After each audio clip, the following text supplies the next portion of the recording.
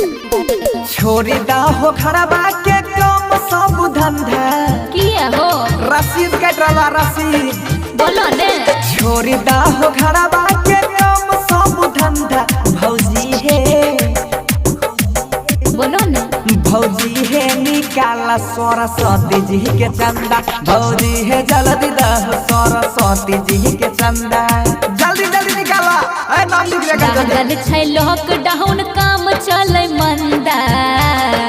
ए देवर जी सुनै छो ने लागल छै लॉकडाउन काम चले मंदा देवरा हो देवरा हो के न दियो पूजा के चंदा देवरा के न दियो सरस्वती जी के चंदा भौजी है जल्दी दह सरस्वती जी के चंदा कहबे कि ना एने सुने कॉपी लग बोखत रहे छी बाउ खाइ छे बाउ खाइ